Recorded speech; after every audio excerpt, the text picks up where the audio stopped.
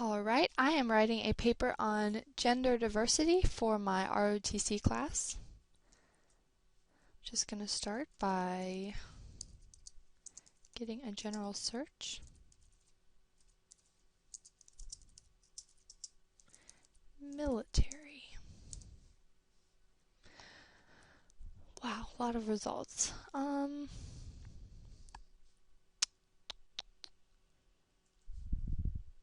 just going to go with the first one because I usually always check out the first one. Pull it up there. Scroll down, check how long it is. Alright, not too long. I'm going to read this. Skim through. Looks like a very personal essay. Someone who works with male and female veterans.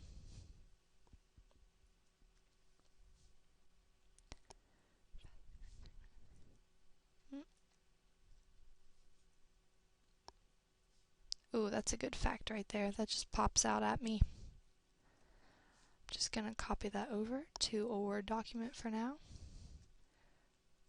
Come back to that later. That might be a good hook of a paper if I was going to try and defend women in the military.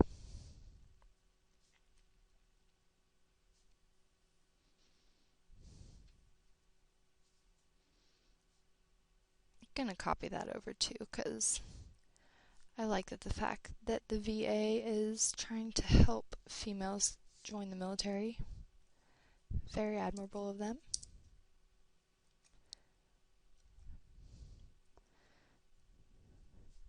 Increase awareness.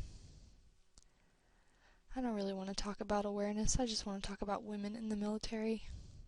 Kind of rather have some more statistics. Ooh, family separation. I guess that could be a problem with women in the military. I'm going to read a little bit more.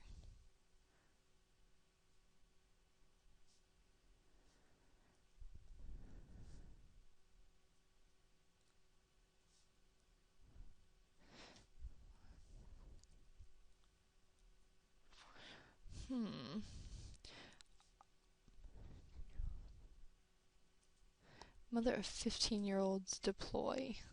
I think that could be a problem with females deploying, is that kids are usually more attached to their mothers. I'm just going to kind of make a bullet of that because I think that'd be something good to come back to.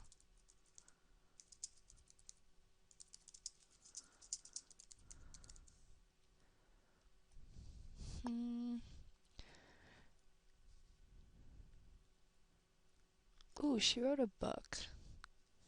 Might be good to read that book. Right by that note, I'm gonna write down the name of the book. Maybe go check that out. And then this girl sounds like she's just talking about the book, so I'm gonna skip through all of that. My question to you, what are your thoughts? Kind of like that idea. I think that was a good idea of hers to ask what our thoughts are. Maybe make a note of that would be something cool I can add at the end of my paper.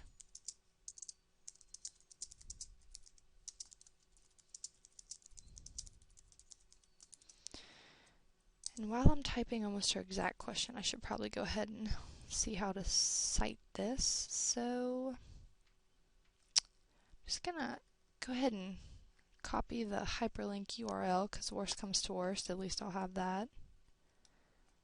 And then probably go to EasyBib, but as much as I would love to get that done, I'll probably do that later. So just have that hyperlink in my Google document. This is probably going to be my golden Google Doc because I usually have one of those for every paper that I just always go back to for facts. And then at the very last few days before I have to turn my paper in, it becomes very important because basically I have to take everything that's on there and write my paper. Scrolling through some more sources, I see PBS. I don't really know what that stands for, but I think I remember it being pretty scholarly, reputable. So I'm gonna look at that. U.S. military leadership lacks diversity. My question would be, why does the leadership lack diversity? Is it not the whole institution? So maybe females aren't making it as high in males as far as rank goes? I don't know, I'm gonna read.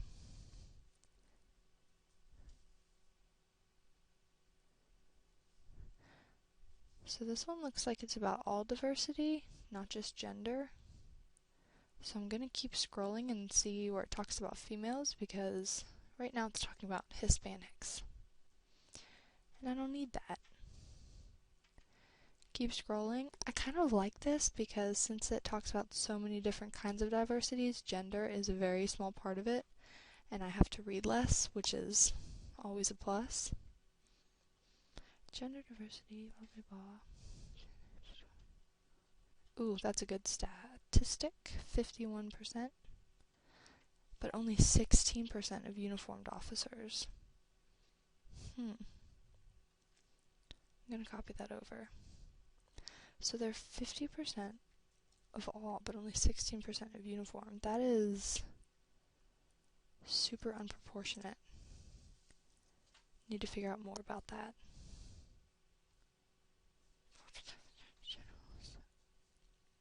Oh my gosh, so for all of the generals and admirals, it's in the single digits as far as how many are females.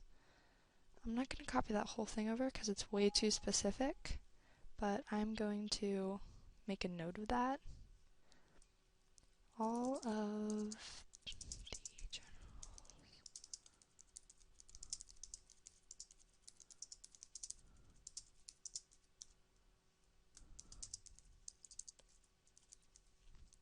I just like writing with a lot of statistics because I feel like they're easy to pop into your paper, and then you can just talk about them for almost the entire next paragraph, whatever you're writing. That's usually how I do it. Start a paragraph off with a statistic and just shoot from there. Ooh, now we're getting to reasons for shortage of women. This could be good. I'm gonna have to read this really hard and then paraphrase because they sound like they're getting pretty wordy.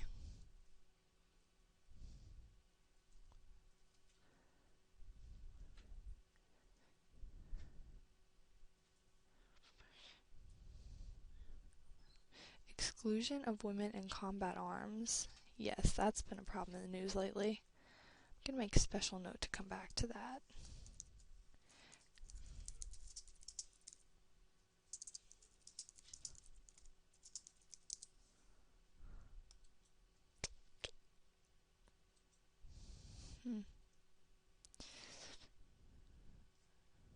Okay, I'm just going to copy this whole thing over because that is beautifully written, and I'm going to paraphrase that later because it's really long.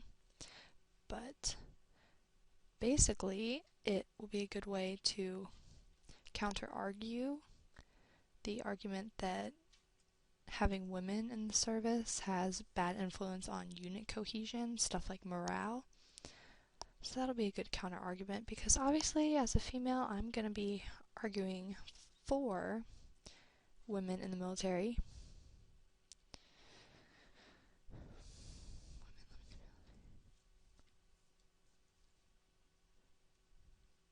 Women are less likely to remain in service.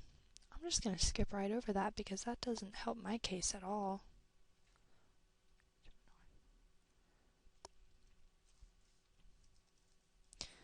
Less likely to see it as a career. I'm not going to take note of that either because that's arguing against myself. Alright, so now I think they're trying to argue against me, so I'm just going to get out of there. Actually, first I'm going to do another glorious hyperlink copy. Go put that in my bibliography later.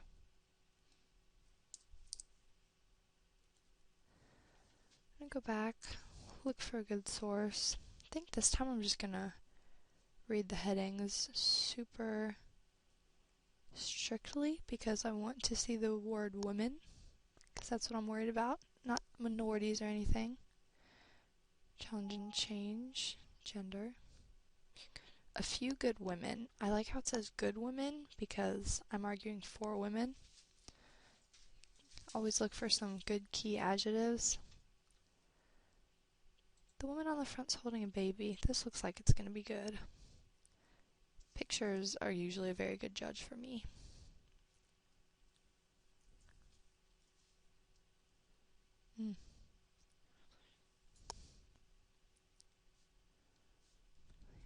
Oh wow. The Department of Defense lifted the ban on women serving in combat fields on January 24th, 2013. That's embarrassing. I didn't even know that, but I'm going to make note of that and put that on my paper. I already have a fact that was similar to that, so I'm going to pop that in right there. That'll probably be a paragraph for me. Put it in quotation marks to remember that I copied it. It's usually always smart.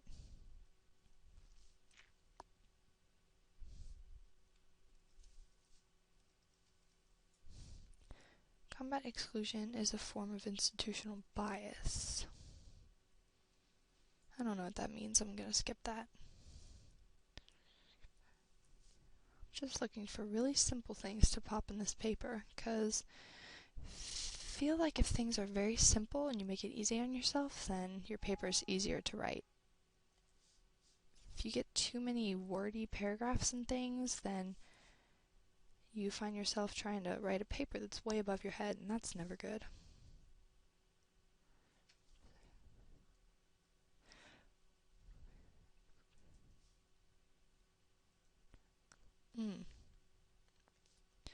Okay, so this is what the DoD said when it declared that law, that women are no longer excluded.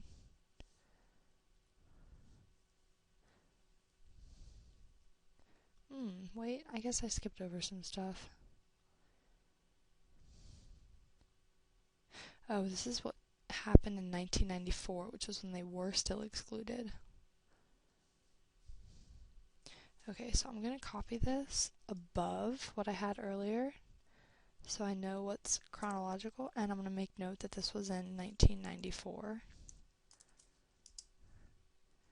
And I'm not giving too much background information on it because since this is the old law, I probably won't really write much about it. But I'm going to want to give my audience in my paper a little bit of background about what law was lifted that I'm so happy about. So add that over there.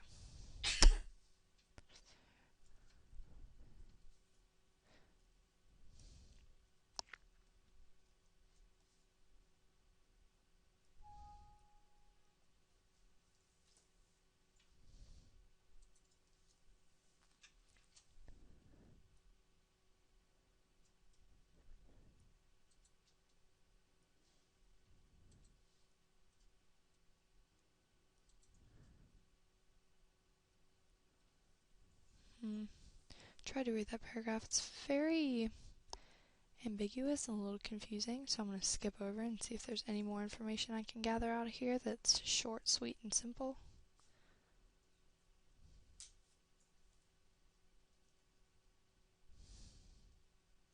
Alright, well, I think I got one or two good facts out of this one. We are done. Alrighty.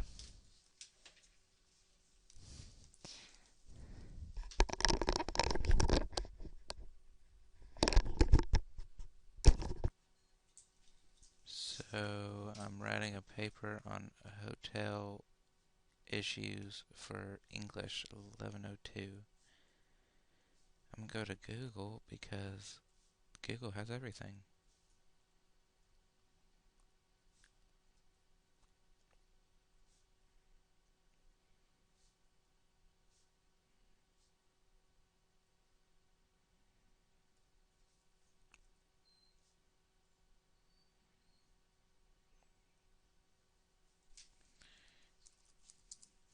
Oh, there it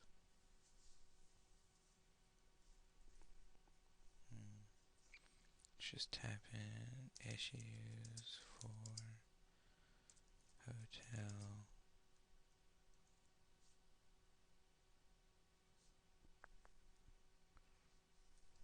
management.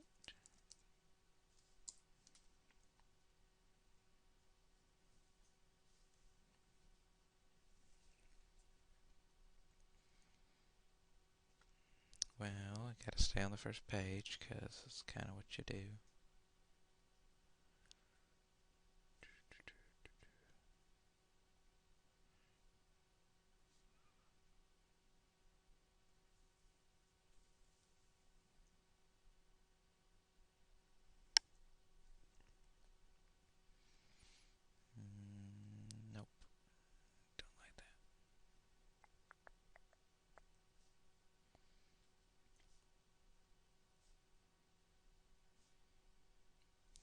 numbers beside every one of these that say what are the 10 or 5 biggest issues.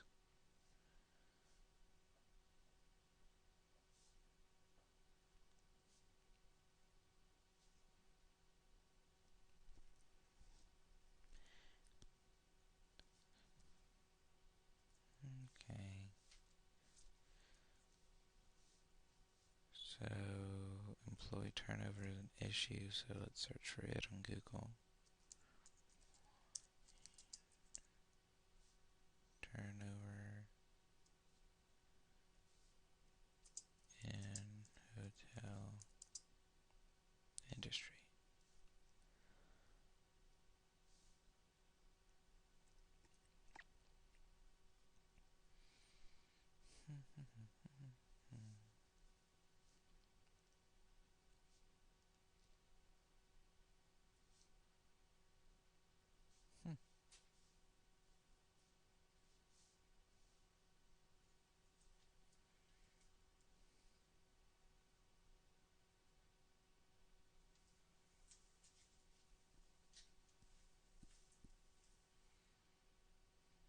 Alright, that actually looks like an issue, so let's go to Galileo. But Galileo is a pain in the butt.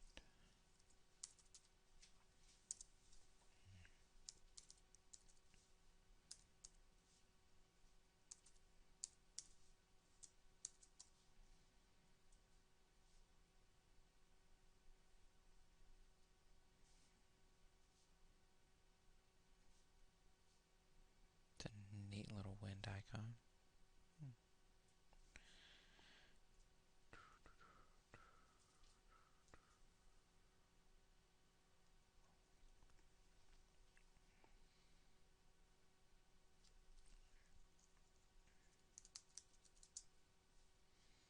No, just kidding.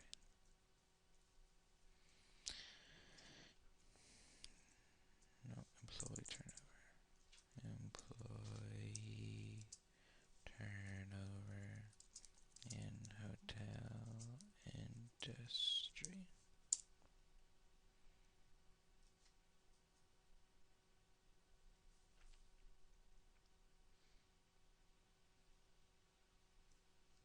Oh wow, that actually doesn't look terrible.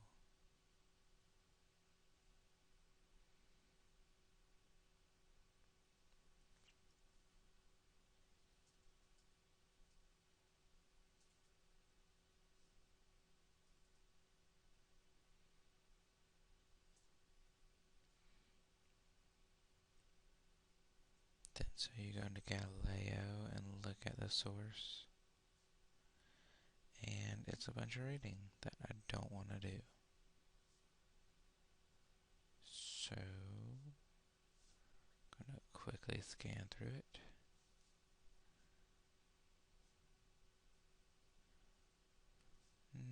Well, I'll probably read the abstract. Kinda the only part you read.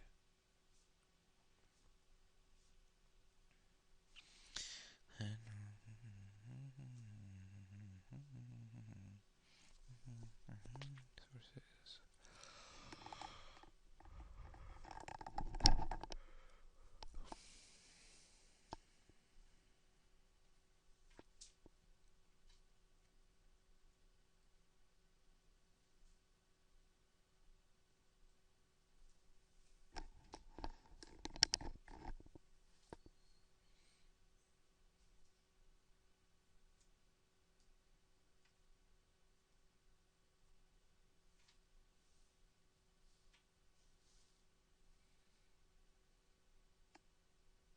Hmm.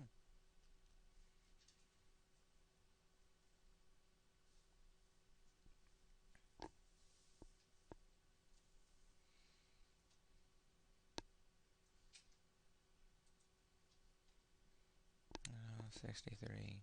It's kind of low.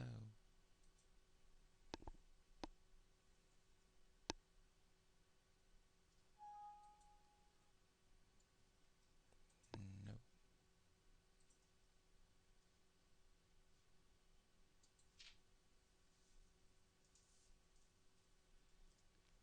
That didn't look terrible. Ooh, pictures. Mm-hmm.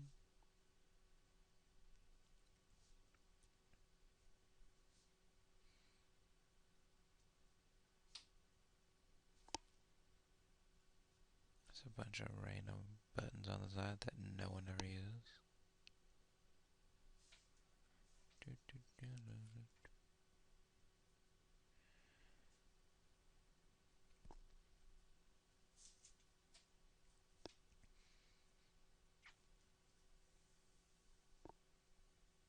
Why does everything do with China? What a hotel in America. Hmm.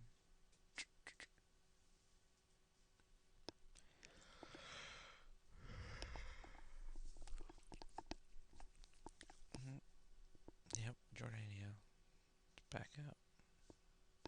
Okay, let's go back to this. The Google search is still winning.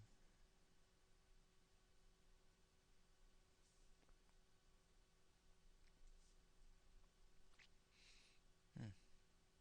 Those spring rolls look delicious.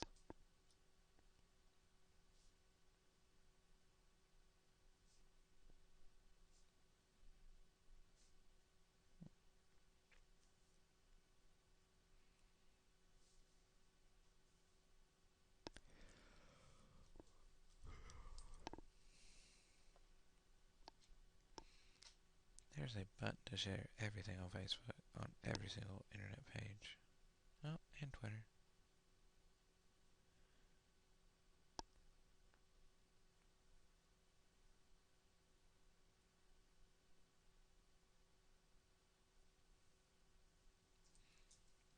This might work.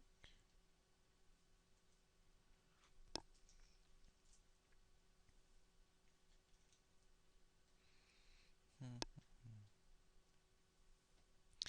Oh, I know what this journal is. Facts of culinary employees' role stress on burnout and turnover, especially hotel industry. Could be awful.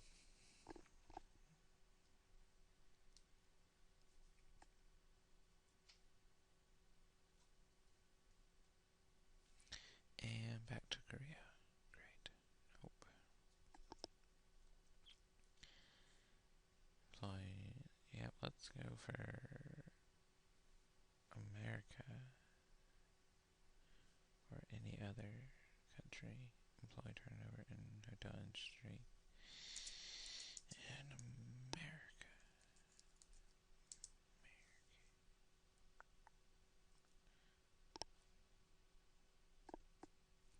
Still China. Sweet.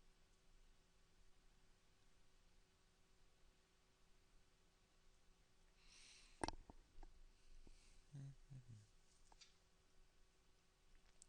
Turkish, I guess that's getting closer.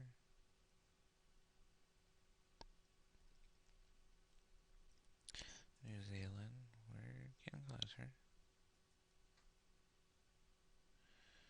Yeah, that's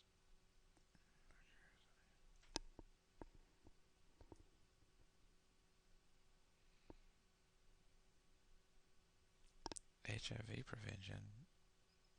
No, that shouldn't be in here.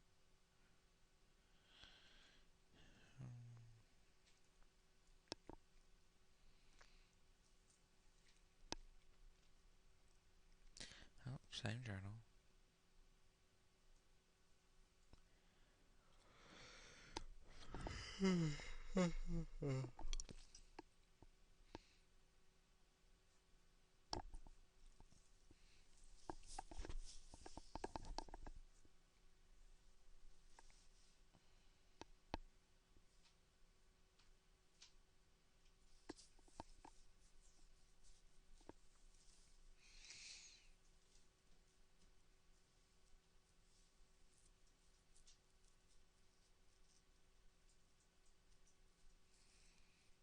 Oh, we're getting closer.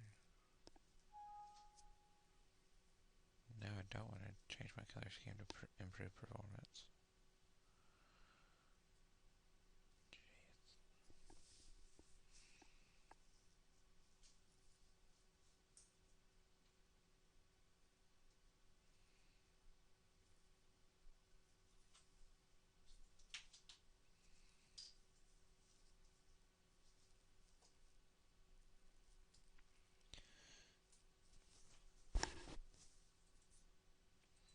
Just noticed there's no ads on Galileo. That'll change in a couple of years.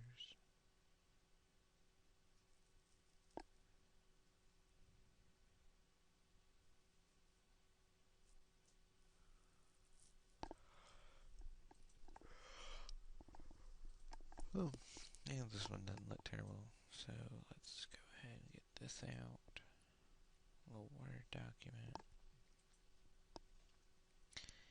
And copy the URL. Because that's the easiest way for me to find it.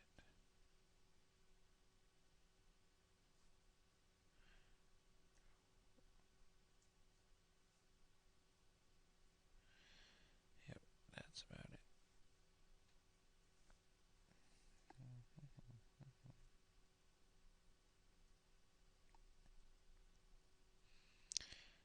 It'd be nice. Oh, that's a big little equation. Look at that. Alright, that's a solid one. Let's go try to find at least one more.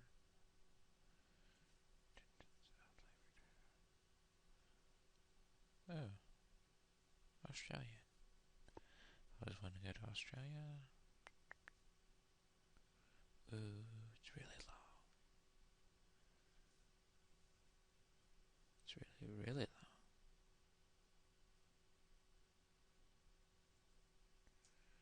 There's some good numbers in here. Some graphs that might be useful.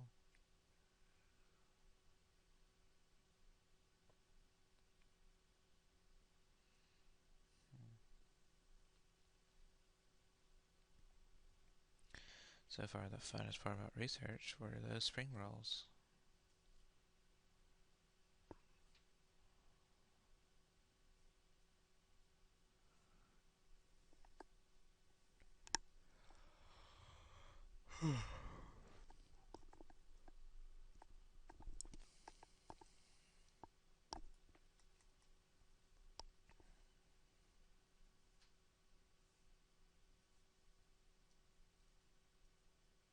Hey, that sounds like my opening statement.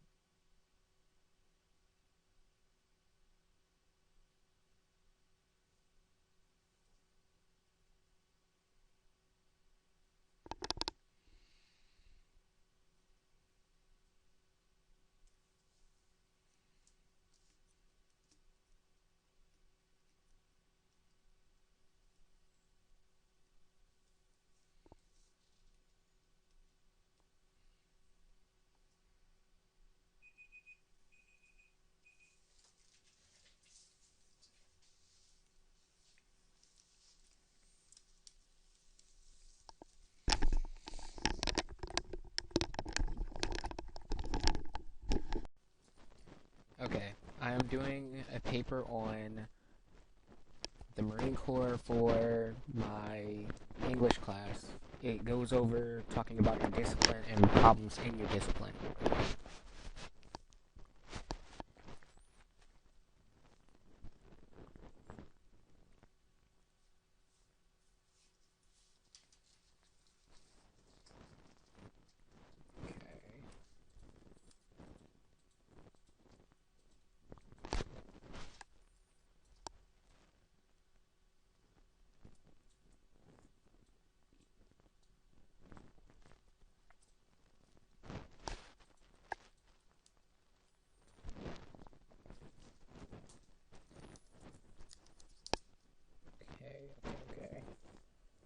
Okay.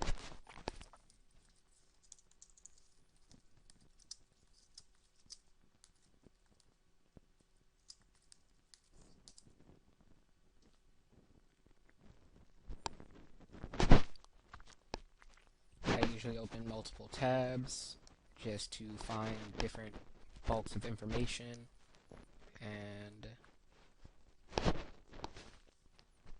visit various sites just to get a general idea of how I will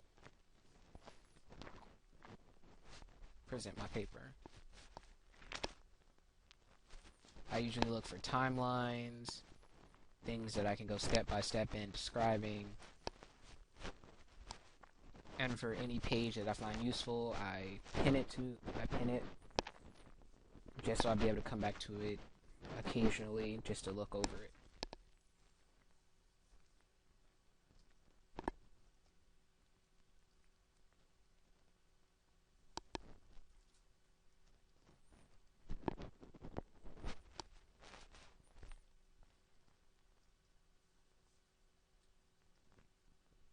I sometimes use Wikipedia just to get a general idea of the situation, not for citing or pulling sources from, just to get ideas from it.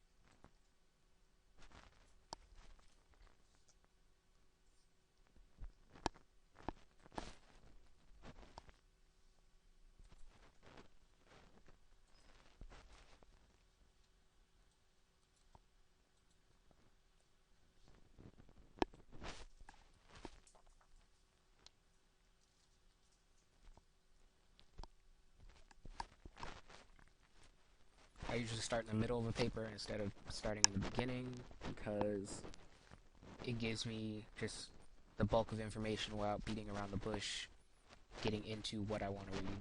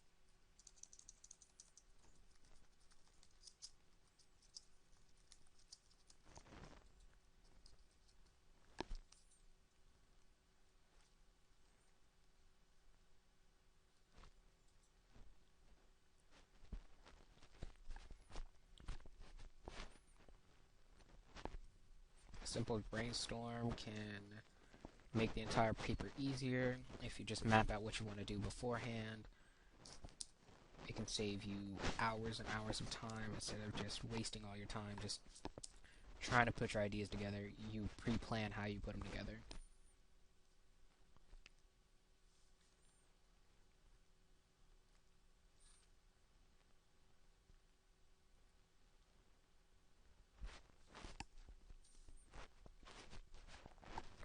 I usually use official newspapers, .orgs, and .edus for my research. Sometimes .nets, depending on which ones. Not really .coms because a lot of them are easily changed and not scholarly enough for some situations.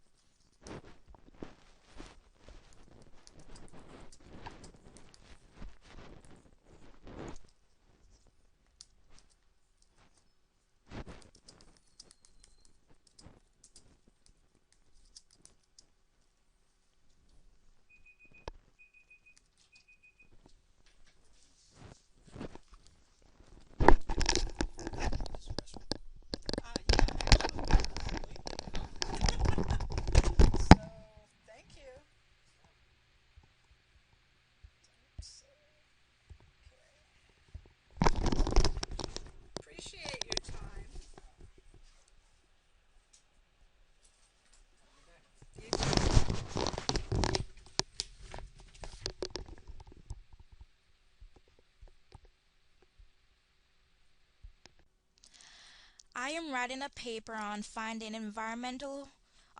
solutions to environmental problems within Statesboro, Georgia. The first thing I usually do is to write a list of topics that we would go over for this group project. So the first one I could think of was pesticide um, solutions to or alternatives to pesticide use in crops. So I'd open up a Microsoft Word document and just write down some topics that I have.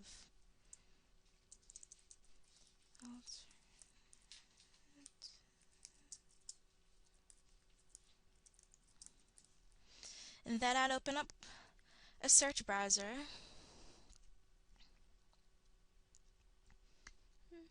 Okay.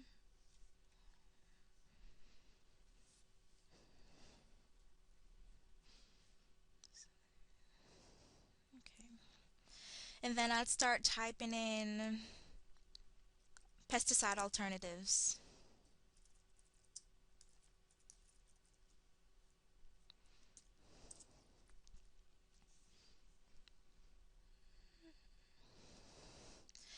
Okay, so the first thing I usually do is try to find respectable sources, maybe .org sites.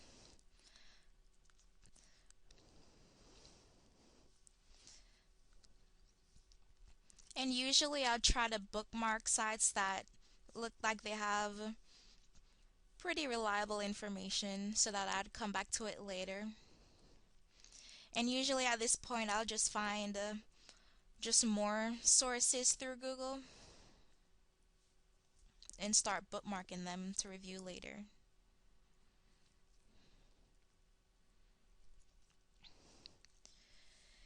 So usually my research process usually goes through by looking through my bookmarks and going through them in more detail later.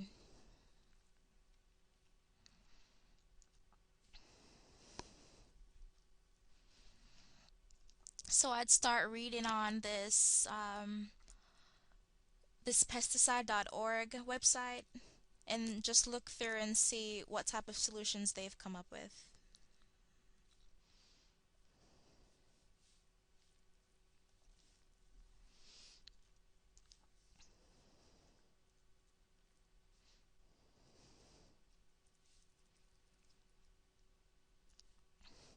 And if I think the source is reliable, I'd probably start writing my bibliography.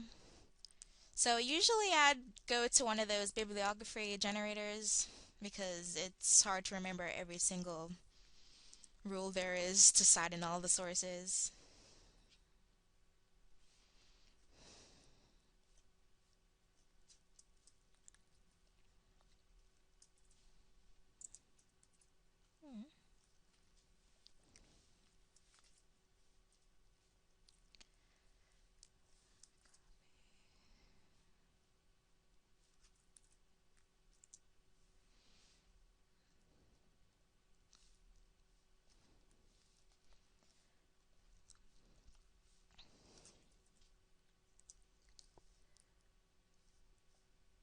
Okay.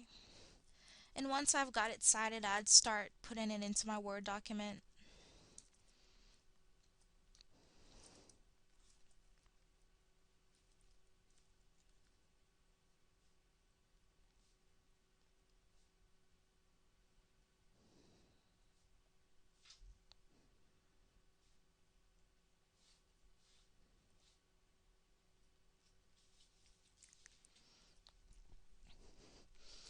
So using search terms, I'd probably start using pesticide or alternatives, and then probably go deeper and try to find solutions for farmers and try to figure out what are some locally produced items in Statesboro.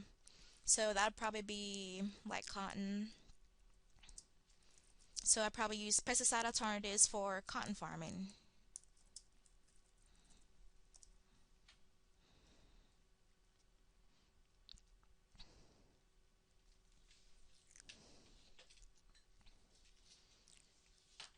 And the first thing I see here that looks pretty good is a .gov site, National Center for Biotechnology.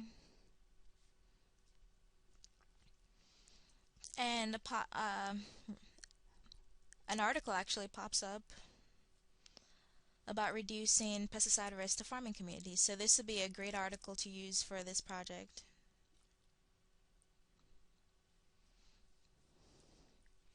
So I'd bookmark that to look at later.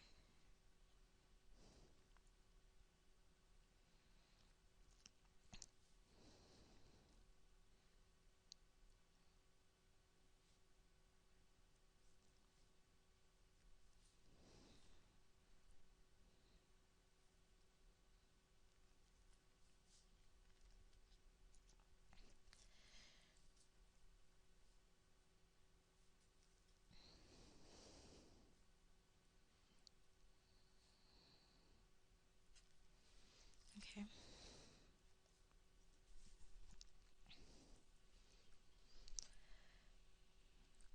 So usually I'd start changing up my search terms to just find more a more a diverse set of sources. Okay. So once I've gotten done with pesticide use, I'll probably come up with another topic like let's reduce the pesticide use.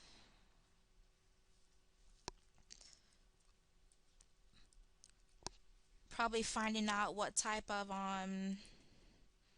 what type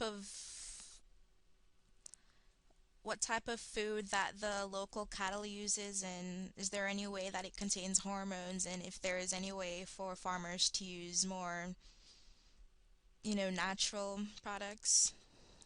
So I'd probably write down another topic for naturally grown livestock.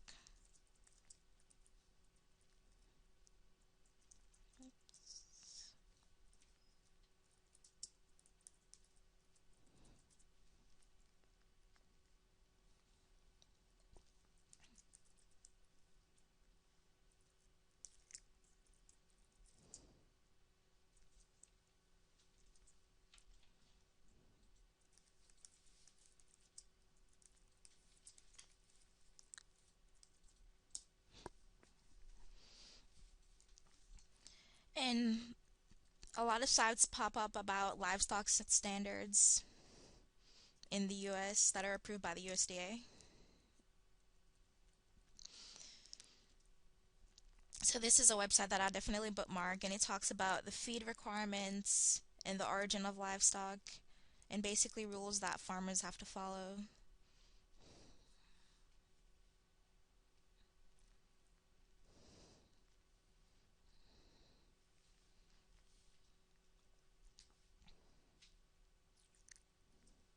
So I'll probably try to narrow that down to Statesboro and try to find, switch up my search terms and try to find if there is naturally grown livestock in Statesboro and what farms they might be grown on.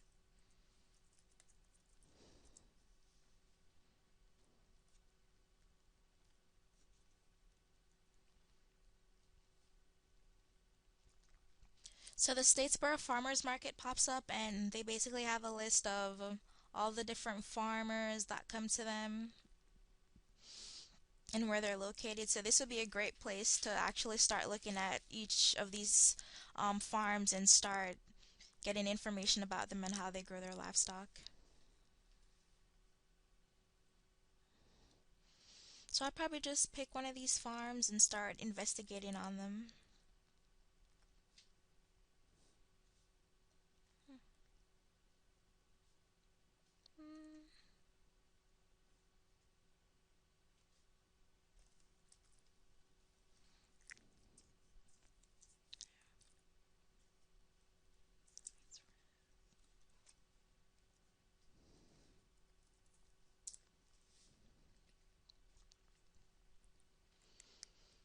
Okay. So I picked the Hodges Farms, and I'm gonna start looking at what they have here.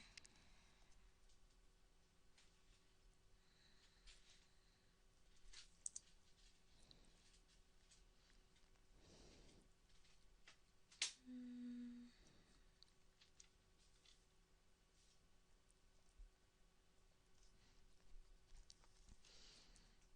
Okay, so I actually started looking at another farm called Painted Pig Farms, and they're actually naturally grown certified. So that would be one of the farms that I'd start investigating on and see why it is they chose to use natural ingredients and how is it that they're able to, make a profit on using natural ingredients while others don't.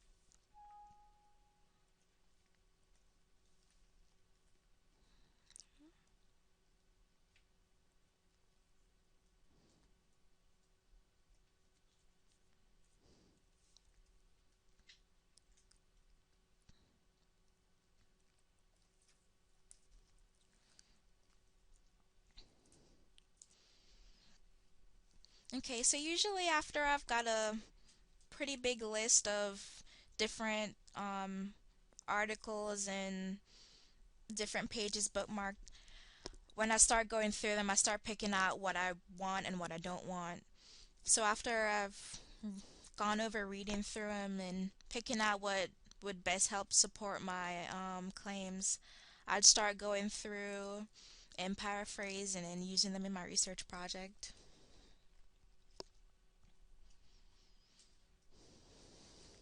Then after that, I'll start compiling my bibliography.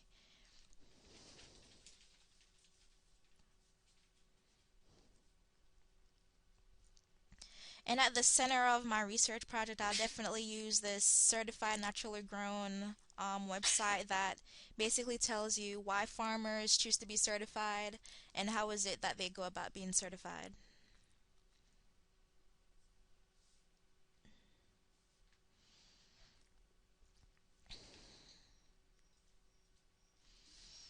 And this website actually helps you find farms in your zip code that are actually certified. So that'd be good to use.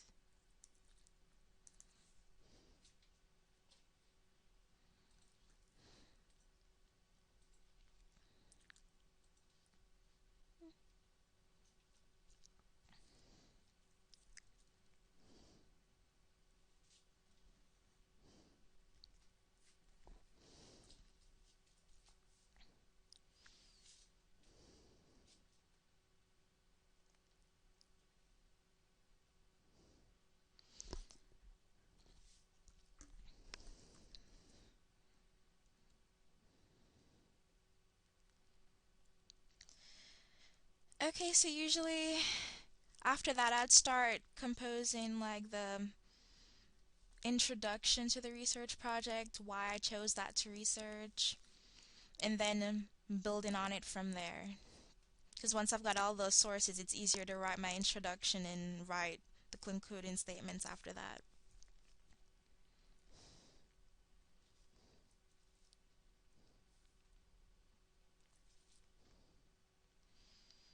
Yeah, that's basically what I usually do.